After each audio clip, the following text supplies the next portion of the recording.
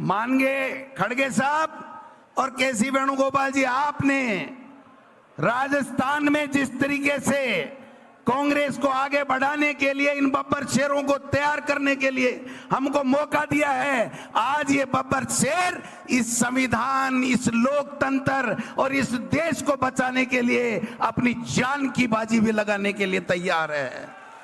मैं निवेदन करना चाहता हूं इस मौके के ऊपर, आज पहलगांव में जिस प्रकार से जो कायराना हरकत की गई है आतंकियों के द्वारा पाकिस्तान के सह के ऊपर, वो बहुत ही कायरतापूर्ण घटना और उसकी जितनी निंदा की जाए कम है। और हमारे नेता राहुल गांधी जी और खड़गे साहब ने जब कह दिया कि पूरा हिंदुस्तान इस जवाबी कार्रवाई के लिए, आतंकवाद को समाप्त करने के लिए हम सब आपके साथ में हैं, तो हम सब कांग्रेस के बब्बर शेर इस कार्रवाई में सरकार के साथ में खड़े हैं। लेकिन हम पूछना चाहते हैं, मोदी जी केवल बातें ही होंगी या काम होगा? पहले पुलवामा में हुआ, आज पहलगांव में हुआ, ये हिंदुस्तान की जनता बर्दाश्त नहीं करेगी। ये चूक कहां हुई, ये पूछने का हर हिंदुस्तानी को अधिकार है। आप संविधान को तोड़ने की बातें करते हो, संविधान को बदलने की बातें करते हो, लेकिन आपने तो वादे बड़े बड़े किए थे मोदी जी। आपने कहा था बेरोजगारी खत्म करूंगा, 2 करोड़ लोगों को हर वर्ष नौकरी दूंगा, आपने कहा था महंगाई कम करूंगा, आपने कहा था किसान की आमदनी दुगुनी करूंगा, आपने कहा था सबको अच्छी शिक्षा मिले इसकी व्यवस्था करूंगा। लेकिन 11 साल बाद में ये हिंदुस्तान के लोग ये पूछना चाहते हैं आपके उन वादों को क्या हुआ?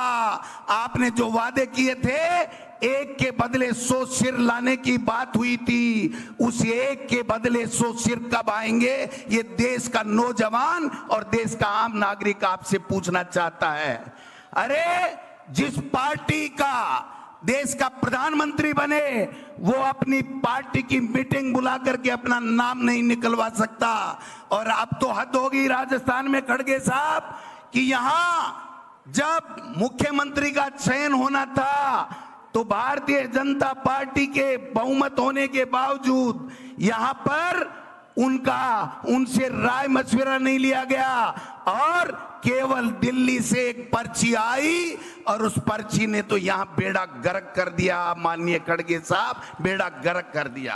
अरे जिस संविधान की तुम शपथ लेकर के मुख्यमंत्री बने, मंत्री बने, उस संविधान को कुचल रहे हो, उस संविधान को तोड़ रहे हो। एक कैबिनेट का मंत्री डॉक्टर किरोड़ी लाल मीणा ये कहता है कि हमारे प्रदेश में प्रतिदिन 8 करोड़ रुपए बिसलपुर से बजरी चोरी होती है। अरे अगर संविधान की शपथ लेने वाले मुख्यमंत्री और उनका कैबिनेट का साथी मंत्री अगर राजस्थान में बजरी माफिया हावी और भ्रष्टाचार की बात कहता है तो आपके मुंह पर, होठों के ऊपर सिल क्यों जाते हैं? आपके होठ ये बताने का कष्ट करें। मैं निवेदन करना चाहता हूं आप सबसे कि संविधान में यह लिखा हुआ है कि 5 साल में राजीव गांधी जी हमारे नेता अमर हो गए, उन्होंने 73वां और 74वां संशोधन किया था। आज भी वो संशोधन के तहत 5 साल में पंचायती राज और नगर निकाय के चुनाव होने चाहिए। खड़गे साहब, यहां पर 5 साल से कोई चुनाव नहीं हो रहे हैं, 6 साल हो गए नगर निकाय के चुनाव नहीं हो रहे हैं। मैं पूछना चाहता हूं कि आप संविधान के अनुच्छेद 243E और 243U के तहत 5 साल में नगर निकाय और संविधान के चुनाव होने अनिवार्य हैं, है कि नहीं है? हो रहे हैं क्या? 6 साल से 1 साल से प्रशासक लगा रखे हैं। मैं पूछना चाहता हूं, आप संविधान की बातें कर रहे हो कि आप रैली क्यों कर रहे हो? ये रैली इसलिए कर रहे हैं कि आप संविधान को नहीं मान रहे हो, सुप्रीम कोर्ट के आदेश को नहीं मान रहे हो। सुप्रीम कोर्ट ये कह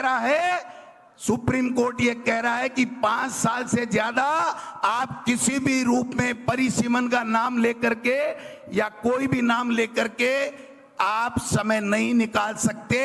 1 साल ऊपर हो गया।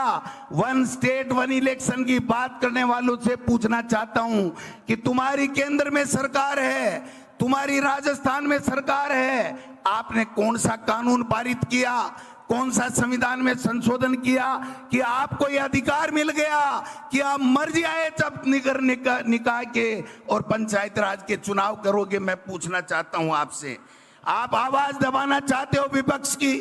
अगर टीकाराम जूली और गोविंद डोटासरा अगर कोटा में जा करके और किसान की आवाज उठाते हैं, लॉ एंड ऑर्डर की आवाज उठाते हैं, तो उन पे मुकदमा होता है। एक मुख्यमंत्री को एक कार्यकर्ता अगर सीकर में काला झंडा दिखा करके कहता है कि जिले और संभाग क्यों खत्म कर दिए, हमको बताओ हमारा गुनाह क्या है, तो उसके ऊपर उसको जेल के सलाखों में उसकी आतंकवादी की तरफ परेड निकाली जाती है।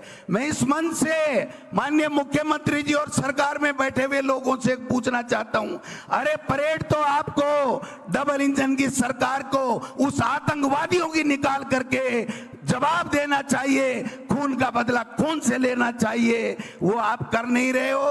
और एक कार्यकर्ताओं को काले झंडे दिखाते ही अरे हमारे नेता प्रतिपक्ष को मंदिर में जाने से आप मंदिर से गंगा जल की से धुलवाई करते हो, आपको शर्म आनी चाहिए। आप इसीलिए कह रहे हैं कि आप संविधान को मानने वाले लोग नहीं हैं। आप इस प्रकार से आज महिलाओं के साथ में अत्याचार हो रहे हैं, आप हो रहे हैं कि नहीं हो रहे हैं, आप बताइए। तो इसलिए मैं निवेदन करना चाहता हूं, आप खड़गे साहब को सुनेंगे। खड़गे साहब ये आम कार्यकर्ता नहीं है, ये वो कार्यकर्ता, वो बब्बर शेर है जिसने लोकसभा में भारतीय जनता पार्टी के 11 मोर्चे बुलाए हैं। बुलाए कि नहीं बुलाए बताओ आपने? ये 11 सीट इंडिया गठबंधन को देने वाला वो कार्यकर्ता है। ये सारे पदाधिकारी आए हैं। मैं आपसे निवेदन करना चाहता हूं, आप हमें काम दीजिए। गांव गांव जाएंगे, ढाणी ढाणी जाएंगे, ब्लॉक में जाएंगे और इस पर्ची को भी बदलेंगे और इस पर्ची के आका को भी बदल करके दिल्ली में हमारा झंडा फहराने का काम करेंगे। आप आए हो, आपका बहुत बहुत स्वागत, हम बड़ा स्वागत करते। लेकिन आपने निर्देश दिए थे कि निर्दोष 27-28 हमारे इंडियन शहीद हो गए हैं आतंकवादियों की गोली से, इसलिए हमारा स्वागत मत करना, केवल सूत की माला। लेकिन मैं कहना चाहता हूं ये हमारा उधार रहेगा। आप दोबारा केसी वेणुगोपाल जी से आग्रह है, खड़गे साहब और राहुल गांधी जी को लाइए, हम दिखा देंगे इस राजस्थान में कांग्रेस जिंदा ही नहीं है। कांग्रेस इनको पछाड़ने में, भाजपा को उखाड़ने में का दम रखती है। आप सब लोग आए हो, आपका बहुत बहुत धन्यवाद। यहां तो एक ही चर्चा हो रही है खड़गे साहब, यहां तो एक ही चर्चा हो रही है। मंत्री कह रहे हैं कि मंत्रिमंडल का विस्तार कब होगा, आईएएस कह रहे हैं कि हमारी लिस्टें कब आएंगी, और आम जनता कह रही है ये राजस्थान की पर्ची कब बदलेगी। ये बात यहां पर हो रही है। आप सबका स्वागत, आप सबका भी दिल की गहराइयों से प्रदेश अध्यक्ष होने के नाते आपका बहुत बहुत स्वागत, बहुत बहुत अभिनंदन, धन्यवाद। जय हिंद, जय भारत।